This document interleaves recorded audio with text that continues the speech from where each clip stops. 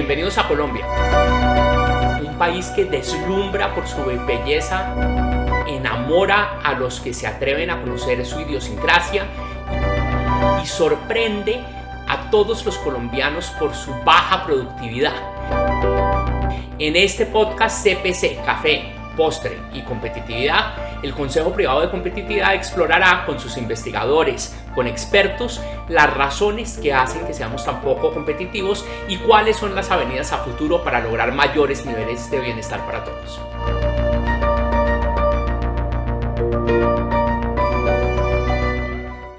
Bienvenidos al nuevo episodio de Café, Postre y Competitividad, el podcast del CPC.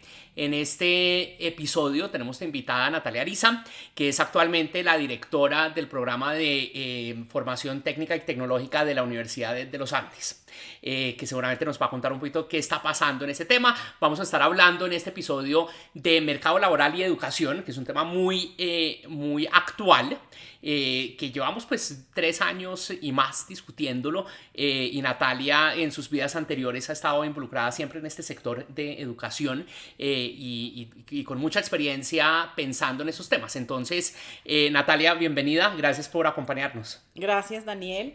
Sí, como dices tú, el tema de educación y la relación con empleo, pues llevamos analizándolo muchos años, es decir, es un reto del mundo entero que se ha vivido en diferentes momentos y para nosotros, tal vez como los últimos 20 años, ha sido un tema en particular, sobre todo cuando se empezaron a hablar de los temas de competitividad. Es más, quisiera decir que el Consejo Privado de Competitividad, sus inicios fue el equipo, el staff que estaba ahí, fueron los que trajeron por primera vez acá la discusión sobre si teníamos que tener una herramienta que hay por ahí para este diálogo que es el Marco Nacional de Cualificaciones. Fue el Consejo Privado que nos trajo a Irlanda, a otros países para decir, oiga, tenemos que hablarnos y hay herramientas. Entonces, lleva mucho tiempo, Daniel. De acuerdo, ¿no? Y mencionas que el tema de educación ha sido muy central del CPC. Desde su inicio es como de los temas fundacionales del CPC. Le paramos muchas bolas. Tenemos un capítulo en el Informe Nacional de Competitividad, por supuesto, otro de mercado laboral, y eso se hablan mucho necesariamente, ¿no? Entonces, vamos a empezar un poco con la primera pregunta y recordándole a todo el mundo y poniendo el contexto un poco del informe que lanzamos, del informe actual, ¿cierto? El que lanzamos 2024-2025, donde identificamos 3 macro tendencias globales que van a afectar la demanda por trabajo, la oferta de trabajo, el tipo de oficios que hay, que son pues el cambio tecnológico, cambio demográfico y el cambio climático. Fueron las 3 macro tendencias y en particular cambio demográfico y cambio tecnológico van a afectar mucho el tipo de trabajos que hay, el tipo de formaciones que hay. Entonces, hay una pregunta inicial como general. ¿Cómo ves tú el impacto que van a tener estos cambios en Colombia en el tipo de formaciones que vamos a necesitar, en el tipo de demandas del sector productivo, en el tipo de políticas educativas y laborales que tenemos que estar pensando? Bueno, Daniel, yo creo que en Colombia esos temas nos juntan, no, se hacen más complejos porque se juntan con discusiones que no hemos superado previas y problemáticas que no hemos superado desde antes. Entonces yo creo que es como una doble complejidad, ¿no? Porque, a ver, el cambio demográfico, por ejemplo, ya está mostrando que el sistema educativo, por ejemplo, se tiene que recomponer, porque si bien estamos notando una disminución en la demanda por digamos, formación en la educación básica, la primera formación, digamos, para el trabajo, lo que se llaman pregrados, educación técnica y tecnológica, y una bajada en la demanda, pues hay un crecimiento en la demanda de adultos, ¿sí? No solo porque la presión del mercado puede estar afectando, o sea, puede estar presionando algo, y es que los adultos primero pues tengan que durar más tiempo en sus trabajos, pero además viene el segundo elemento, y es que el cambio tecnológico obligue a las personas también a adquirir nuevas habilidades. Entonces, eso por un lado nos está diciendo que la forma como hacemos la apuesta de la educación tiene que ser muy diferente. Pero eso se nos junta a los problemas que tenemos previos, Daniel, porque tampoco los habíamos resuelto, como por ejemplo que tenemos una economía pues muy pequeña, Mm. y que en realidad pues hace que incluso nosotros invirtiendo mucho en educación no necesariamente veamos cómo se impulsa la productividad y todo lo demás, porque hay un factor grande y es que es pequeña, tenemos empresas muy pequeñas que además tienen como condiciones y es que no demandan trabajo cualificado. Entonces lo que hemos estado viendo es que el trabajo más cualificado, por falta de pertinencia, pero también por presión del mercado, baja su rentabilidad. Entonces ahí hay algo que está fuera de la educación, pero ahí empieza uno como en la discusión de qué es primero, si el huevo o la gallina. Si necesitamos tener primero gente capacitada O los empleos para contratarlos. o los empleos para contratarlos, Sí. pero yo creo que es una tarea que tenemos que llevar, digamos, conjuntamente y por eso también es un reto. Entonces, resolver los retos actuales junto con los retos que teníamos pendientes nos hace el doble de reto, pero yo creo que de la mano, llevar esas dos cosas de la mano es muy importante, así que hay que hacer una comunicación muy, muy continua, muy precisa, con lógicas que nos hagan converger entre la educación y el sector productivo. Entonces yo creo que ahí pues está uno de nuestros grandes retos con el cambio demográfico, con el cambio tecnológico, y pues también viene todo esto de la recomposición. Teníamos áreas bien estructuradas como por ejemplo todo el tema de hidrocarburos y durante mucho tiempo también hicimos mucha tarea de que ese sector tuviera el personal cualificado que requerimos. Y en este momento, 10 años después, porque una de mis funciones en la vida fue estar en el Ministerio del Trabajo, donde en su momento el Colegio de Ingenieros de Petróleo y todo decía, bueno, pero usted está, por ejemplo, la migración de Venezuela a Colombia nos ayudó en ese momento, hace 10, 15 años, a cubrir un vacío que teníamos en cualificación. De gente que sabía de gente que petróleos. venía de petróleos y venía nuestro boom petrolero. Y ellos decían, bueno, pero ¿por qué los dejas entrar? No, porque además había que convalidarles sus títulos, darles permiso para trabajar aquí, qué sé yo. Entonces, esos sectores, fíjate que ahí había un requerimiento, pero hoy con el cambio tecnológico y además con este tema, digamos, del cambio climático, pues se nos viene encima y es que hay que transformar también los perfiles de muchas personas. Que además tenemos que transformarlos porque no podemos perderlos. Es gente que está en su edad productiva. Exactamente, y entonces, ¿por qué tenemos que tenerlos? Porque está el cambio demográfico que hace que pues no vayamos a tener tanta gente. Entonces, se nos pues digamos, combinan y pues nada, hay una gran oportunidad en este momento, por ejemplo, en ese momento en el sector de educación estamos manejando un concepto que se llama la colorimetría de la formación o la colorimetría de los perfiles ocupacionales. ¿Y eso qué es? Y eso es que, dado el cambio o los impactos que puede tener el cambio climático, nosotros nos imaginamos que esos empleos verdes son aquellos que están cuidando la naturaleza, las áreas que tenemos de protección natural, la biodiversidad, pero también tenemos a la enfermera que tiene que aprender cuál es su posición en toda una economía circular que deben tener las clínicas para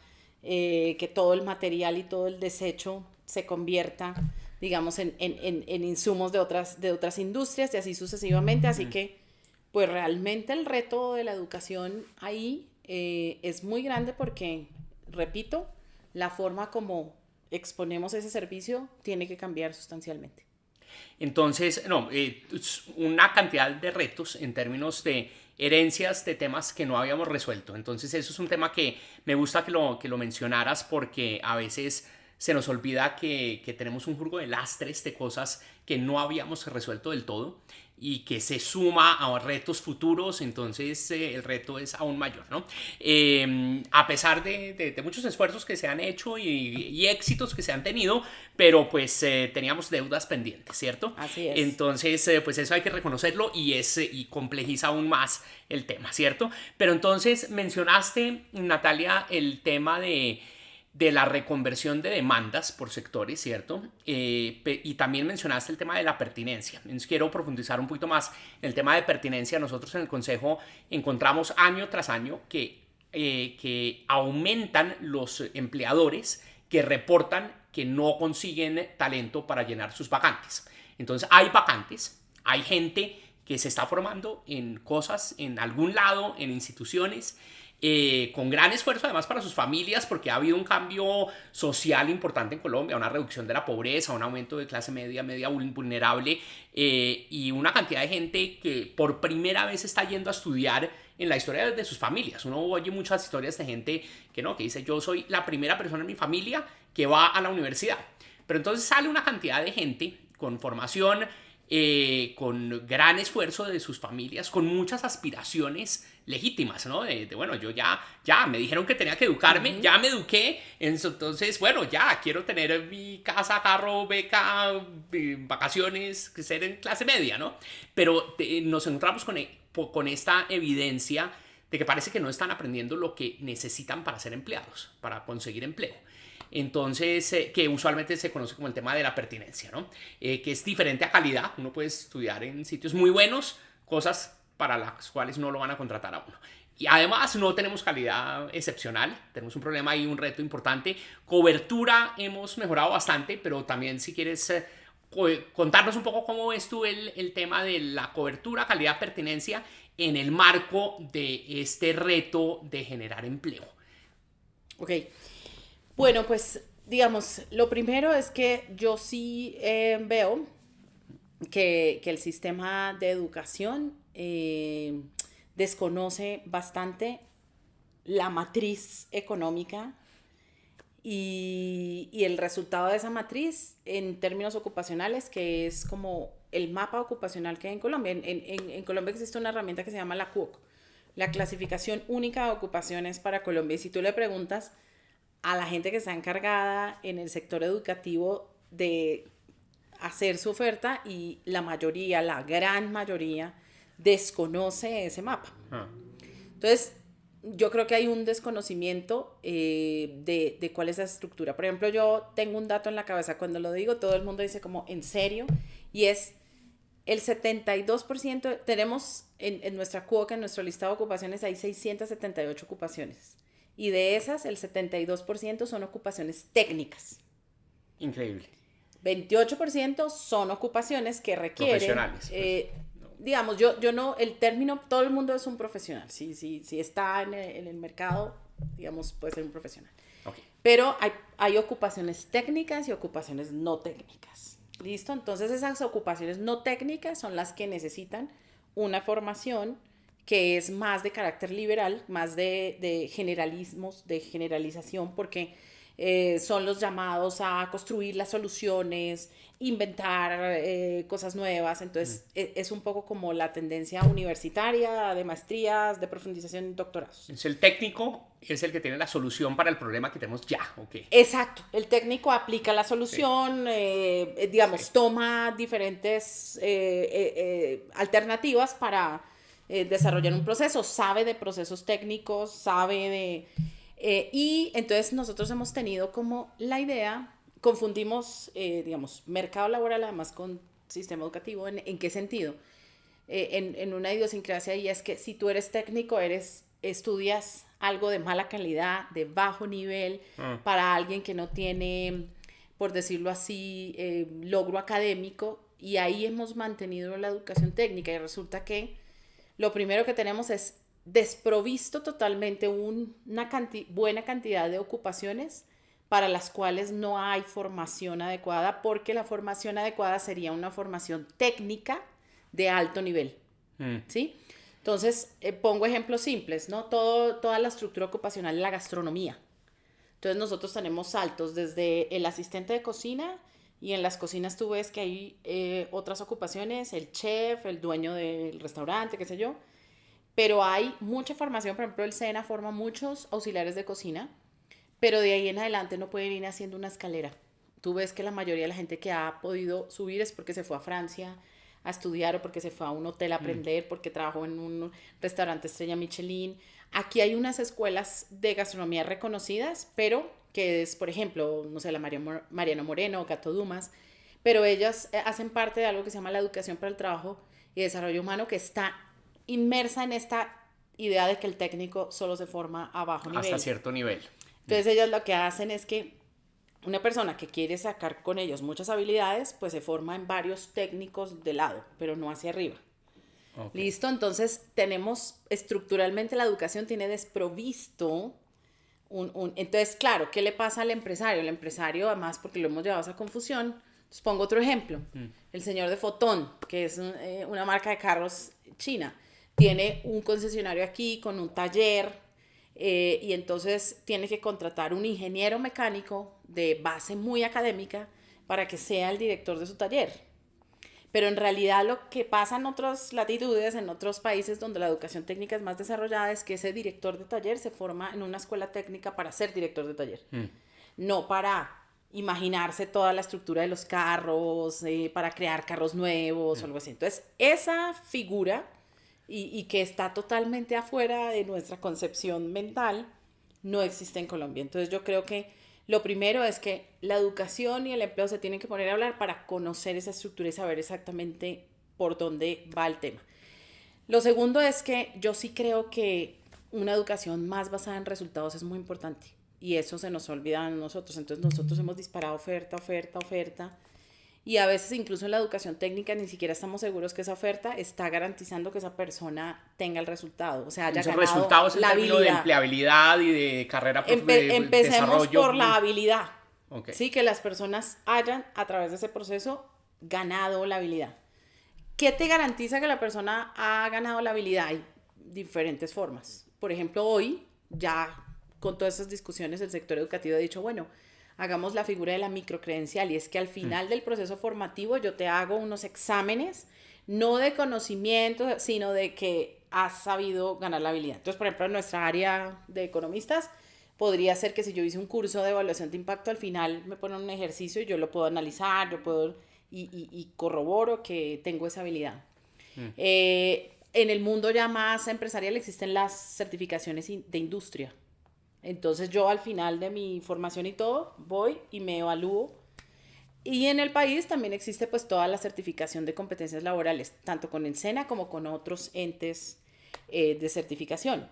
Hay países como por ejemplo Canadá que todas las ocupaciones son reguladas a través de certificaciones, es decir, tú vas a poner el drywall de este apartamento y tienes que tener una certificación, todo tu de que sabes gas, hacer eso. De que sabes hacer eso. Entonces está más mediado por resultados en ese sentido y eso aumenta, digamos, el nivel de comprensión y de pertinencia. Y la diferencia en Colombia es que no hay certificaciones, sino principalmente como un diploma de una formación general, el mundo de las certificaciones para Colombia es muy, es decir, el SENA certifica en 3.600 normas de competencias laborales, pero que los empresarios utilicen eso como parte de sus procesos, por ejemplo, de enganche, de mejoramiento de la capacidad de promoción. Para saber cómo voy, no, estamos como... ¿Y por son qué? Los sectores muy regulados, electricidad, gas.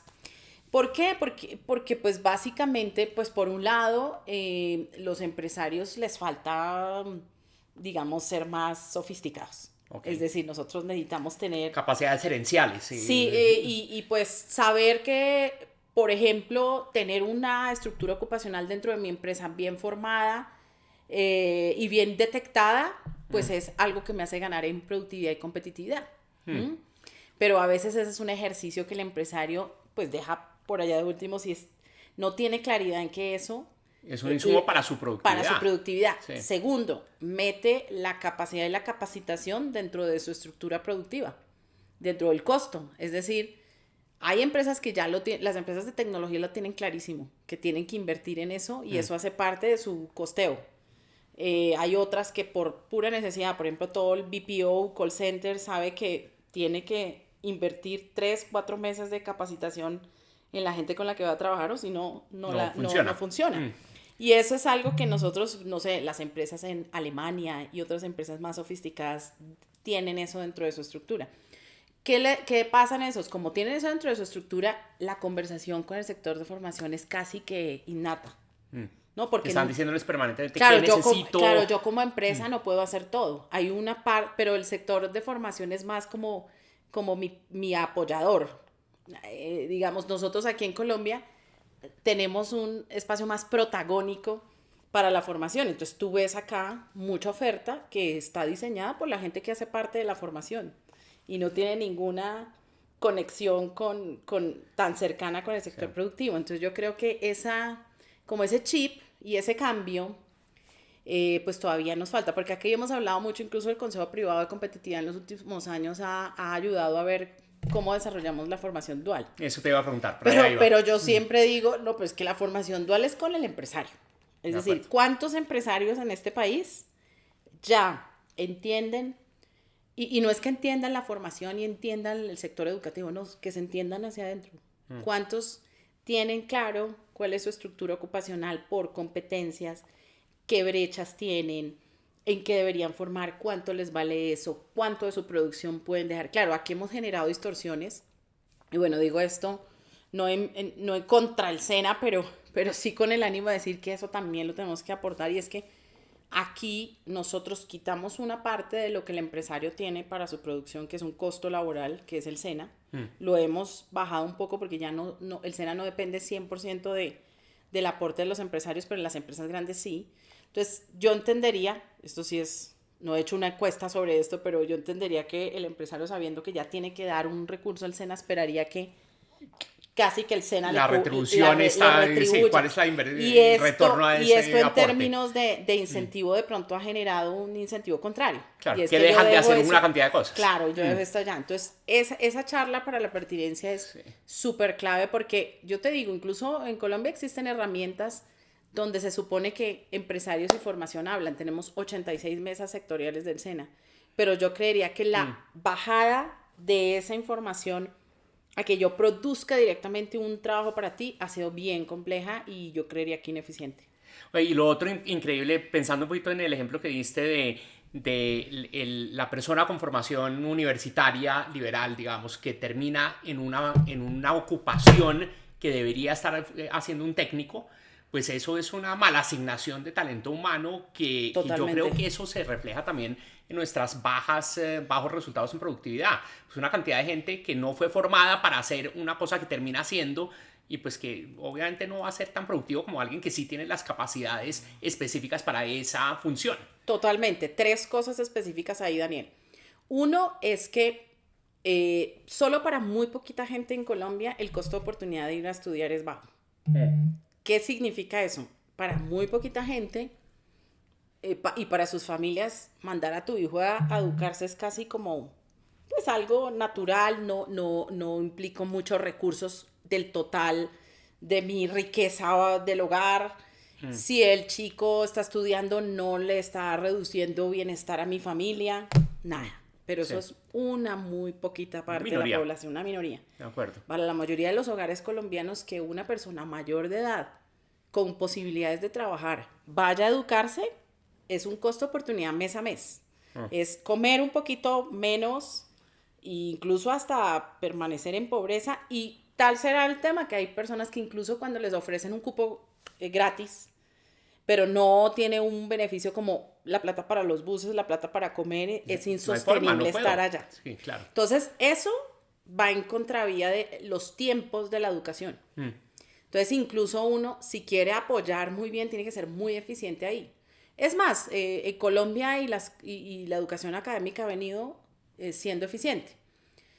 Ahora, hay que tener cuidado con esa eficiencia, porque lo que sí debemos garantizar, y es algo que en el discurso yo creo que es fácil ponernos de acuerdo, contradictores y no contradictores, respecto a cuál debe ser el papel de la educación, porque para muchos el papel de la educación se dice que es medio y fin en sí mismo.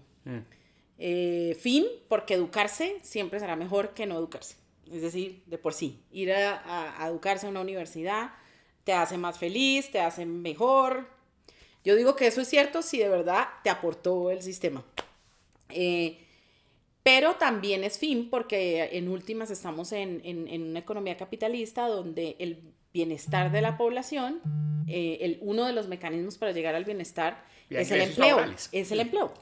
Entonces, entonces ahí hay unas discusiones, pero claramente yo creo que incluso el que se forma, entonces el que se forma en general en la educación postmedia deberíamos en ese contrato social decir, bueno, si no logró en la educación básica, aquí le vamos a cerrar la brecha.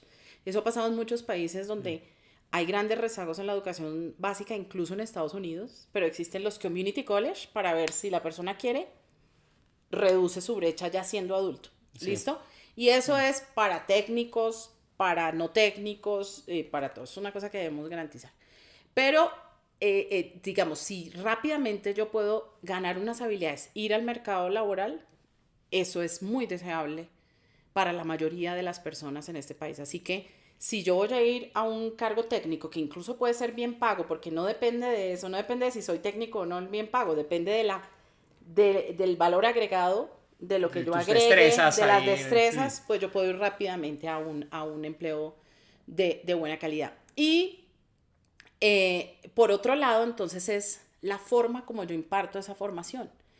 Porque desde el diseño, la educación técnica está hecha y se perfila para ir a una ocupación. Entonces, el camino recorrido es más corto que algo que es demasiado liberal. Ahora, eso trae beneficios y también riesgos. ¿Cuáles son los beneficios? Puedo ir más rápido a un empleo. Pero si no existen los suficientes empleos, yo quedé formado para algo en lo que no hay plazas. Entonces, por eso ahí tenemos que ser muy inteligentes y la pertinencia también tiene que ver con esos volúmenes, con las regiones donde yo pongo el programa, con el requerimiento en general. Y, claro, eso va un poco en contravía de lo primero que estábamos hablando, y es que la economía colombiana es pequeña y no hay empleo para todo el mundo, ¿no? Y mucho más si sales de las capitales. Y entonces yo sí creo que Colombia tiene un doble reto que no tiene Alemania y que no tienen todos estos países, y es que en realidad la formación técnica y tecnológica en unas regiones en particular cumple un papel diferente. Y es, por ejemplo, ganar una habilidad para que esa persona, por ejemplo, empiece a ver unas posibilidades económicas y cree, entonces, emprendimiento, ¿sí? Cree, por decirlo así, riqueza con esas habilidades. Entonces, creo que es valiosa la educación técnica y tecnológica, incluso en esas zonas donde no hay un contrato de aprendizaje, no puedes hacer una práctica laboral, sino que tienes que ir a resolver un problema social, pero hay que llevarla para allá. Yo creo que seríamos como de esos países, si logramos hacer algo, podríamos generar un modelo chévere que, pues, para países como este, ¿no? Que no tenemos pleno empleo, no tenemos empleo formal para todo el mundo, pero tenemos que crear esa riqueza, y entonces yo creo que ahí iría un elemento interesante de cambio para esa pertinencia. No, súper complejo todo, ¿no? Entonces, un punto, y eso lo hemos destacado mucho en el informe también, es este punto que mencionas de el tamaño de la economía, y en particular la hipótesis que tenemos es que el problema del mal funcionamiento del mercado laboral también se refleja en esa estructura productiva y en ese tejido empresarial, en la medida en la que hay gente que sale con una formación, no consigue empleo, entonces le toca pues crear un emprendimiento para generar ingresos, ¿no? Pero son una cantidad de micronegocios sin capacidades, sin vocación de crecimiento, donde terminan haciendo una cantidad de funciones para las cuales no tienen formación. Entonces es la persona que tiene una formación, crea un emprendimiento, pero le toca hacer la contabilidad, le toca hacer el marketing, le toca hacer todo, no crece, no se especializa. Entonces es una situación, es un equilibrio como de muy perverso, de baja productividad, informalidad, bajas capacidades, baja generación de empleo. Entonces hay como una interacción compleja, ¿no? Entre el mercado laboral, tejido empresarial, formación para el trabajo, donde las tres cosas no están funcionando bien. Bueno, y toda la normativa laboral y el sistema de protección social y cómo lo financiamos, eso también encarece la posibilidad de formalizarse. Entonces es como un súper mal equilibrio, ¿no? Ahorita estamos como en la mitad de discusiones de cómo mejorar esto, ¿cierto? ¿Qué crees tú que sería como la dirección en la que deberíamos enfocar estas reformas que estamos discutiendo, laborales, educativas. En los últimos 3 años ha habido como mucho, ha estado en el centro del debate por propuestas de gobierno de reformas. Y eso se ha empantanado, ¿no? Del lado educativo, eso nunca, hubo unas propuestas de reforma que no avanzaron mucho, en laboral ni se diga, ¿no? Pero entonces, ¿qué crees tú que debería ser como el énfasis de ese tipo de reformas? Bueno, uno, entonces la laboral, pues que sería una charla completamente diferente. Pero yo sí creo, solo como 2 mensajes ahí. Entonces, uno, yo sí creo que nosotros estamos en capacidad en Colombia con los datos, las cifras, la sobrediagnosticación. Por ejemplo, recientemente volví a leer todos los informes de la misión de empleo que además planteaba elementos claves para la reforma que pues uno no ve como que están en el panorama. Pero, por ejemplo, pensar inteligentemente este país, yo creo que mezclar todo lo hace difícil, pero yo como en una especie de pragmatismo digo, pensemos como unas 4 Colombias, dividamos el país en 4, no para generar brechas, sino precisamente para solucionar problemas hacernos un específicos. acercamiento de forma diferente para lograr equidad en todos, porque es que si seguimos aplicando una lógica, digamos, de un empleo como el que hay en Bogotá y en las capitales y dejamos esa reforma laboral para que se aplique en Puerto Carreño o se aplique en Quibdó, entonces pues digamos vamos a seguir bloqueando las posibilidades de estas regiones. Entonces yo, por ejemplo, en términos laborales yo digo, pensemos con datos y todo. Yo incluso hice ya un ejercicio para el SENA, ¿no? Yo siempre mi obsesión ha sido cómo tener un SENA más eficiente y te digo de las 4 Colombias porque yo encontré que uno podía dividir la operación del SENA en 4. ¿Listo? Entonces, para un SENA, las llamábamos unos SENAs y unos centros vanguardistas que están en Bogotá, Medellín, Cali, que tienen casi que tecnología por encima de la que tienen los empresarios y hay muchísimos contratos de aprendizaje. Puedo mandar a la gente. Es más, que en una evaluación de impacto que está en DNP y veo que no ha sido publicada, nos daba que, en efecto, el SENA podía tener unos retornos interesantes que se iban disminuyendo en el tiempo y entonces había que hacer que el SENA fuera más amplio, pero al final daba, pero no daba en las pequeñas regiones. No era para todas partes. No daba con poblaciones diferenciales. Entonces yo digo, venga, nos iría mejor si pensamos un poquito eso. Entonces una reforma laboral pensada de forma diferencial no lleva digamos, a inequidades, lleva precisamente hacer unos acercamientos diferentes. Entonces mucha gente ha dado muchas opciones, salario mínimo diferencial, aproximaciones a la seguridad social diferenciales, costos en general diferenciales. Bueno, en fin, ese es un primer mensaje grueso. El segundo mensaje grueso que la reforma está tocando tangencialmente y que comparto con un colega que se llama Mauricio Olivera, y es que una buena parte de la reforma también es una reforma al sistema de formación para el trabajo. La reforma solo está tomando una cosa y la está tomando al contrario de lo que yo creo que debería pasar. Y es que dicen, contrato de aprendizaje. El contrato de aprendizaje es parte de la formación, es decir, no es parte del mercado laboral como tal, sino es una parte de la formación. ¿Por qué? Porque es una concesión que da la sociedad tanto a un empresario como a un aprendiz o estudiante para que en un periodo se consolide una posibilidad de trabajar en una empresa, y como no tengo la experiencia y como me están enseñando, eso tiene unos diferenciales. Entonces tiene un diferencial en el acercamiento a la seguridad social, en el costo y qué sé yo. Y sobre todo pues en la responsabilidad que tiene el empresario sobre ese aprendiz, que es enseñarle, tenerlo ahí, mirar si ok, bien, después lo engancho o no. Pero entonces están diciendo no, eso no tiene en cuenta los derechos de los jóvenes y entonces vuelva a lo contrato laboral. Yo digo, ¡tin! El primer país en los últimos 20 años que no tiene contrato de aprendizaje. Estados Unidos lo está tratando de crear, no lo tiene. Entonces, estado por estado. Es un retroceso. Es un retroceso grande, entre otras, porque yo digo, bueno, si vamos a hablar de equidad, pues los aprendices del SENA, que son casi 1.800.000 al año, necesitan tener plazas para hacer sus prácticas porque en la reglamentación del SENA estás obligado a hacer 6 meses o si no, no recibes tu certificación. Y siempre ha sido un gran reto del SENA tener suficientes contratos de aprendizaje para que todo el mundo pueda. Hoy no alcanzan los contratos, entonces todo el que no puede tener queda por fuera. Entonces es como aquellos chicos que han ido al SENA y nunca logran, porque certificarse ya aumenta el nivel de impacto del SENA, pero no certificarse es como quedar ahí como a la mitad. Entonces, sí, no, es terrible. Entonces ahí hay un primero y esa reforma está yendo por un lado. Entonces, esos dos mensajes.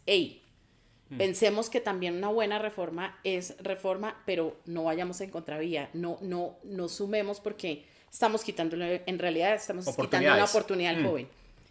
Por otro lado, sistema educativo, cosas muy particulares. Uno, empezar a ver al sistema de formación y educación como una trayectoria. Nosotros hemos visto el sistema particionado, educación básica, y es porque así nació. Nosotros, la educación básica y la educación universitaria nacieron casi al tiempo para dos mundos diferentes. El mundo en el que yo necesitaba que la gente se comunicara, aprender a leer, aprender a escribir, y el mundo de los grandes científicos, inventos, todo lo demás que necesitaba generarse como una gestión del conocimiento. Entonces nacieron de esquina a esquina. Claro, a esos dos sistemas en el mundo entero se han venido pegando y entonces nuestra reglamentación y legislación está muy antigua todavía y entonces incluso la ley 30 reza en el artículo 5, para entrar a la educación superior esa persona tiene que estar preparada. Es decir, de una vez dice, y por eso se creó la prueba Saber 11, que antes se llamaba ICFES, para descremar. ¿Y yo qué hago con el resto de la gente? Sí. ¿Qué hago con la gente que quedó ahí? Quedaron descabezados. Entonces, no, volvamos a un sistema que piense en la trayectoria.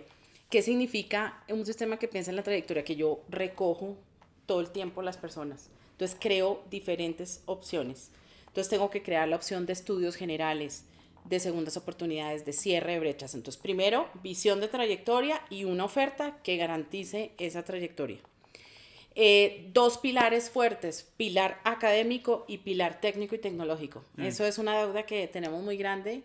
Hemos estado dando pinitos los últimos años, pero aún no se ha dado el disparo total. De eso, en eso consiste el proyecto que yo tengo en los Andes, y es que los Andes ayude a dar ese pinazo, y es darle un mensaje de calidad, de pertinencia a la educación. Quitando todos los prejuicios que mencionaste anteriormente de la técnica tecnológica. Y en ambos casos unos sistemas que miren el resultado, porque también tenemos educación técnica acá.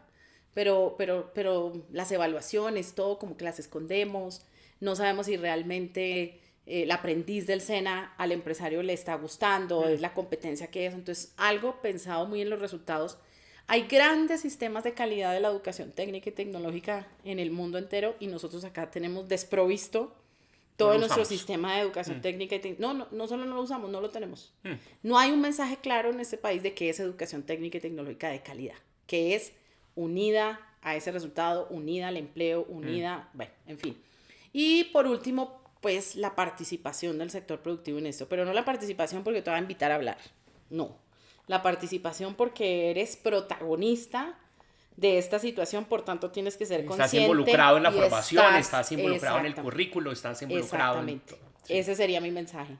No, buenísimo, Natalia, muchas gracias. Unos retos enormes, una discusión pues muy actual, y creo que va a seguir siendo muy actual, y toca seguir alimentando esta discusión para seguirlo mejorando, pensando en toda la gente que nos escucha ahora, que va a meterse a trabajar con candidatos a presidenciales, pero también a Congreso. Tenemos próximo año elecciones, entonces esperaríamos que estos temas sean muy centrales en la discusión y haya buenas propuestas para seguir avanzando en cerrar estas brechas que creo que tienen pues un impacto enorme en productividad, competitividad, como tú mencionaste, pero un impacto social y de cohesión social también pues súper importantes, ¿no? No podemos tener una cantidad de gente que sale a buscar empleo y no consigue.